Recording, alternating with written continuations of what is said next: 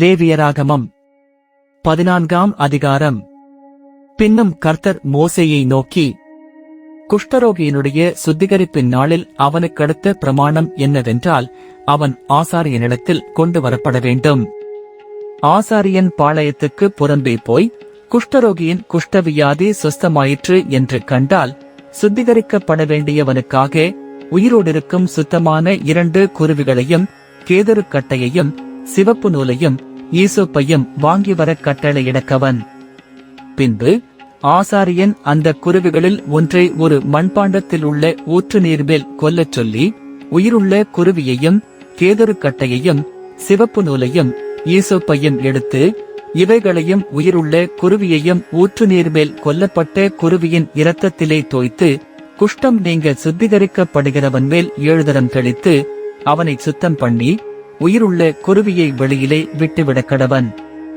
சுத்திகரிக்கப்படுகிறவன் தன் வஸ்திரங்களை தோய்த்து, தன் மயிர் முழுவதையும் சிரைத்து, தான் சுத்தமாகும்படி ஜலத்தில் ஸ்நானம் பண்ணி, பின்பு பாளையத்தில் பிரவேசித்து, தன் கூடாரத்துக்கு புறம்பே 7 நாள் தங்கி, 7ஆம் நாளிலே தன் தலையையும் தாடியையும் புருவங்களையும் தன்னுடைய மயிர் முழுவதையும் சிரைத்து, தன் வஸ்திரங்களை தோய்த்து ஜலத்தில் ஸ்நானம் பண்ண வேண்டும்.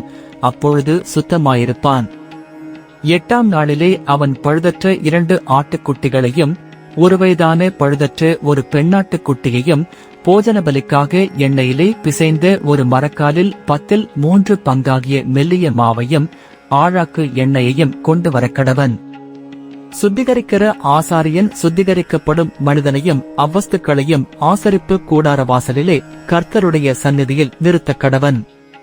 பின்பு ஆசாரியன் ஒரு ஆட்டுக்குட்டியை பிடித்து, அதையும் அந்த ஆழாக்கு எண்ணெயையும் குற்ற நிவாரண பலியாக கொண்டு வந்து, கர்த்தருடைய சந்நிதியில் அசைவாட்டும் பலியாக அசைவாட்டி, பாவ நிவாரண பலியும் சர்வாங்க தகன பலியும் இடம் பரிசுத்த ஸ்தலத்திலே அந்த ஆட்டுக்குட்டியை கொல்ல கடவன். குற்ற நிவாரண பலி பாவ நிவாரண பலியைப் போல ஆசாரியனுக்கு உரியது, அது மகா பரிசுத்தமானது. அந்த குற்ற நிவாரண பலியின் இரத்தத்தில் ஆசாரியன் கொஞ்சம் எடுத்து, சுத்திகரிக்கப்படுகிறவன் வலதுகாதின் மடலிலும் அவன் வலதுகையின் பெருவிரலிலும் வலதுகாலின் பெருவிரலிலும் பூசக்கடவன். பின்பு ஆசாரியன் அந்த ஆழாக்கு எண்ணெயிலே கொஞ்சம் தன் இடதுகையில் வார்த்து, தன் இடதுகையில் உள்ள எண்ணெயில் தன் வலதுகையின் விரலை தோய்த்து, தன் விரலினால் 7 தரம் அந்த எண்ணெயில் எடுத்து, கர்த்தருடைய சந்நிதியில் தெளித்து, தன் உள்ளங்கையில் இருக்கிற மீதியான எண்ணெயிலே கொஞ்சம் எடுத்து, சுத்திகரிக்கப்படுகிறவன் வலதுகாதின் மடலிலும் அவன் வலதுகையின் பெருவிரலிலும் வலதுகாலின் பெருவிரலிலும் முந்த பூசியிருக்கிற குற்ற நிவாரண பலியினுடைய இரத்தத்தின் மேல் பூசி, தன் உள்ளங்கையில் இருக்கிற மீதியான எண்ணெயை சுத்திகரிக்க படுகிறவன் தலையிலே வார்த்து, கர்த்தருடைய சந்நிதியில் அவனுக்காக பாவ நிவர்த்தி செய்ய கடவன்.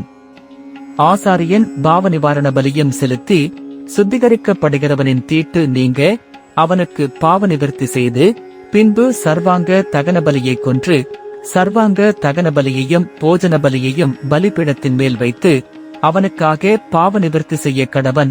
அப்பொழுது அவன் சுத்தமாயிருப்பான். அவன் இம்மாத்திரம் செய்ய திராணியற்ற தரித்திரனாயிருந்தால், அவன் தன் பாவ நிவர்த்திக்கென்று அசைவாட்டும் குற்ற நிவாரண பலியாக ஒரு ஆட்டுக்குட்டியையும், போஜன பலிக்கு எண்ணெயில் பிசைந்த ஒரு மரக்கால் மெல்லிய மாவிலே 10 பங்கையும் ஆழாக்கு எண்ணெயையும், தன் திராணிக்கு தக்கபடி 2 காட்டுப் புறாக்களையாவது 2 புறா குஞ்சுகளையாவது, ஒன்று பாவ நிவாரண பலியாகவும் மற்றொன்று சர்வாங்க தகன பலியாகவும் செலுத்தும்படி வாங்கி, தான் சுத்திகரிக்கப்படும்படி 8ஆம் நாளில் ஆசரிப்பு கூடார வாசலிலே கர்த்தருடைய நிதியில் ஆசாரியனிடத்துக்கு கொண்டு வருவானாக.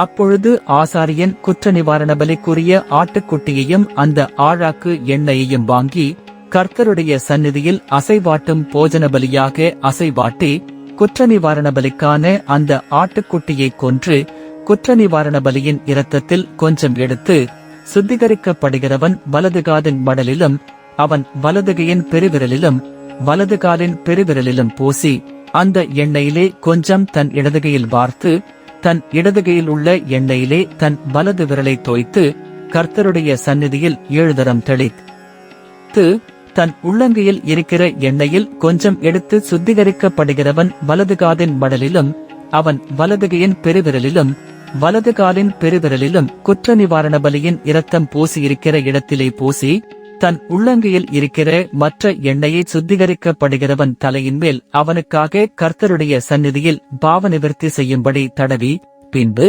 அவன் தன் திராணிக்கும் தகுதிக்கும் தக்கதாய் காட்டுப் புறாக்களையாவது புறா குஞ்சுகளையாவது கொண்டு வந்து, அவைகளில் ஒன்றை பாவ நிவாரண பலியும் மற்றொன்றை சர்வாங்க தகன பலியுமாக்கி போஜன பலியோடே கூச்செலுத்தி, இப்படியே ஆசாரியன் சுத்திகரிக்கப்படுகிறவனுக்காக கர்த்தருடைய சந்நிதியில் பாவ நிவர்த்தி செய்ய கடவன். தன் சுத்திகரிப்புக்கு வேண்டியவைகளை சம்பாதிக்க கூடாத குஷ்டரோகியை குறித்த பிரமாணம் இதுவே என்றார். பின்னும் கர்த்தர் மோசேயையும் ஆரோனையும் நோக்கி, நான் உங்களுக்கு காணியாட்சியாக கொடுக்கும் கானான் தேசத்திலே நீங்கள் போய் சேர்ந்த பின்பு, உங்கள் காணியாட்சியான தேசத்தில் ஒரு வீட்டிலே குஷ்டதோஷத்தை நான் வரப்பண்ணினால், அந்த வீட்டிற்கு உடையவன் வந்து, வீட்டிலே தோஷம் வந்திருக்கிறதாக தோன்றுகிறது என்று ஆசாரியனுக்கு அறிவிக்க கடவன்.